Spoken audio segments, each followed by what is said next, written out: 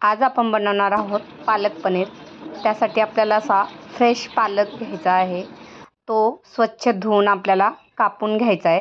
त्यानंतर एका छोट्या भांड्यामध्ये पालक, एक टोमॅटो आणि थोडेसे शेंगदाणे आपल्याला 5-6 मिनिटं छान वाफळून घ्यायचे। त्यानंतर थंड झाल्यावरती याची आपल्याला ग्रेव्ही करून घ्यायची आहे।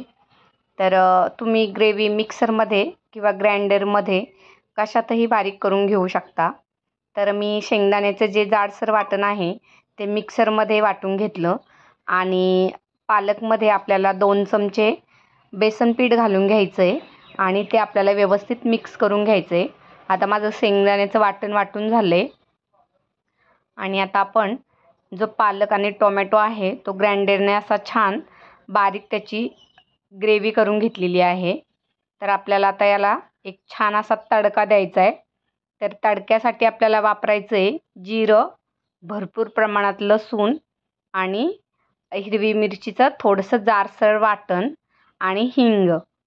तर आता आपण फोडणी तयार करूया। जिरी, लसूण आणि हिरवी मिरची घालून आपला तडका रेडी आहे।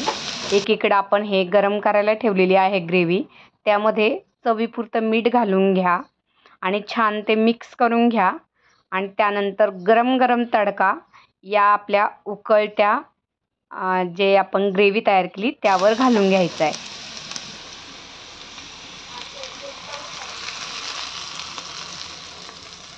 खूप छान दिसायलाही खूप छान वाटतं हे आणि टेस्टलाही खूप जबरदस्त होते ही। तर अशा पद्धतीने तुम्ही ही पालकची भाजी बनवा, खूप चवदार होते। आता यामध्ये आपण घालणार आहोत पनीर। तर पनीरही मी छान फ्राय करून घेतलेत। त्यात आपण पनीर मस्त फ्राय करून घेऊया। कढईमध्ये थोड्याशा प्रमाणात तेल घालून असे छान थोडेसे लालसर रंगावर हे पनीर फ्राय करून घेतले आणि आता आपण हे जी आपली पनीरची भाजी रेडी आहे मी अर्धी पॅनमध्ये बाजूला काढून घेतली। ज्या पॅनमध्ये मी तडका दिला होता आणि अर्धी मी अशीच ठेवलेली आहे। तर छान आपल्याला यामध्ये पनीर मिक्स करून घ्यायचं आहे आणि अशा पद्धतीने आपली पालक पनीर रेडी आहे। तर रेसिपी कशी वाटली कमेंट करून नक्की सांगत जा, म्हणजे मलाही समजेल तुम्हाला माझ्या रेसिपी कशा वाटतात त्या। अशा प्रकारे आता आपली ही पालक पनीर रेडी झालेला आहे। तुम्ही भाकरीसोबत किंवा चपातीसोबत खाऊ शकता। व्हिडिओ आवडल्यास लाईक करा, शेअर करा, सबस्क्राईब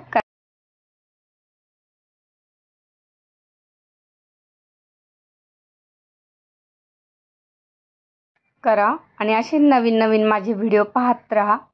व्हिडिओ संपूर्ण पाहिल्याबद्दल धन्यवाद।